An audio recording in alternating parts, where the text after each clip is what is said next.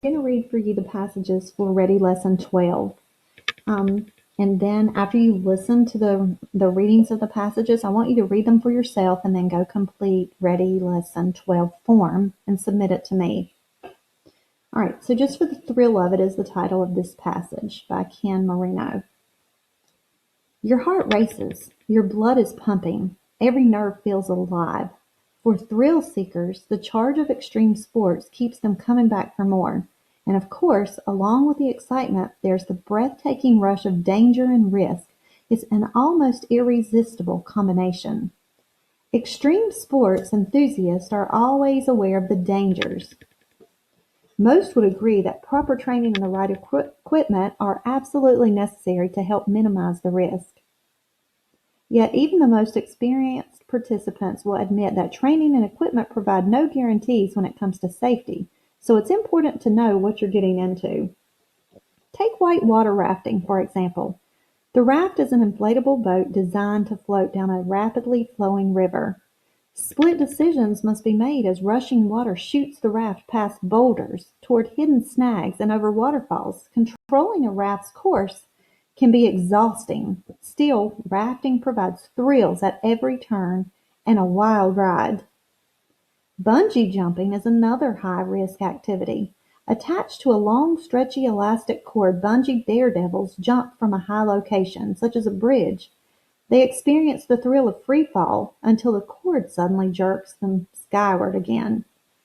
So what is it that attracts people to extreme sports? Most people have few chances in their daily lives to feel the rush that comes from pushing themselves to their limits and winning against great odds. Extreme sports can fulfill the need for the adrenaline rush and the satisfaction that comes from meeting a personal challenge. So I want you to think about the author's point of view and his purpose for writing this passage, and then you're going to answer the questions on the next page. Flying Above the Water by Tyrone Skinkle.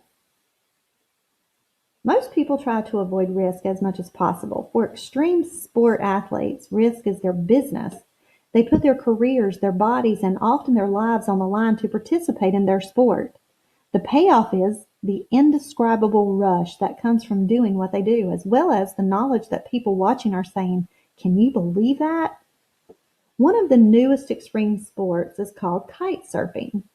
Matt Colfax is the sport's pioneer.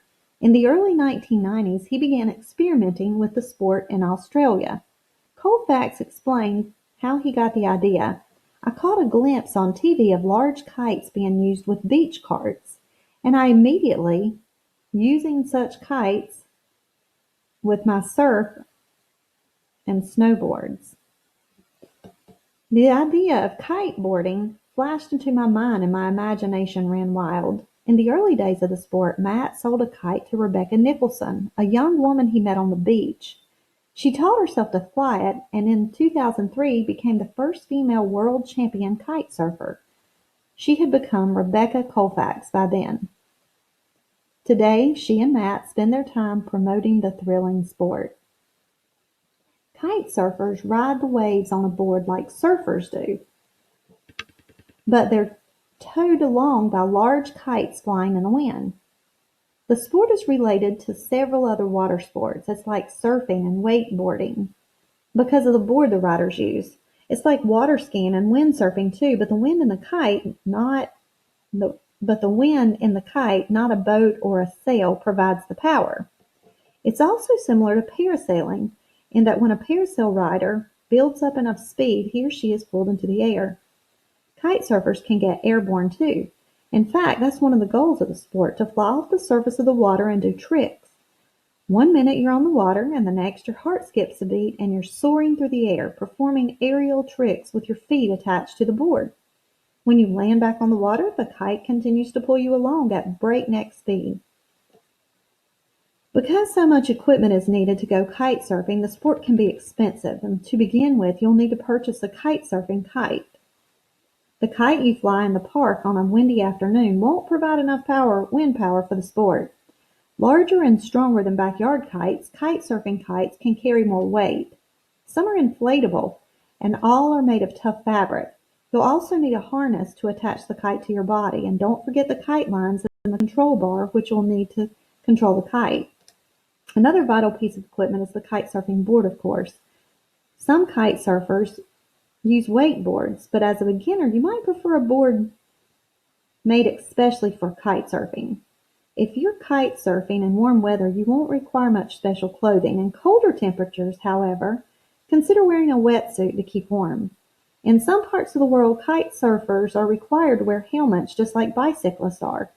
Whether required or not, a helmet is always a good idea for your safety, as is a life vest. The adventurous sport is sure to provide an adrenaline rush as you enjoy the freedom of the wind blowing in your face. But kite surfing isn't an activity you can take up on a whim. It's a tough sport that can be dangerous for a beginner. After all, you could find yourself flying 40 feet in the air at a fairly frightening rate of speed. Most kite surfers recommend that beginners get professional instruction so they'll be certain to obtain the right equipment and know how to use it. If you're ready to try this exciting sport, you'll want to know that Australia is the world's top kite surfing hotspot. Since it's also popular in Brazil, some surfers hope that kite surfing events might be added to the 2016 Summer Olympics, which will be held in that country. In the United States, the Hawaiian island of Maui and the North Carolina coast off Cape Hatteras both offer good kite surfing conditions. It can certainly be worth your while to explore the sport of kite surfing. If you're looking for an incredible rush of a new and exciting challenge, find a way to experience this extreme sport. So just by the closing, you kind of get a feel of how this author feels about, or what his purpose is or point of view is in writing about kite surfing. So he obviously is all for it. So answer the questions that you'll find in your form about the author's purpose in writing Flying Above the Water and his point of view. And then think on how do you feel about it? Would you be willing to try it?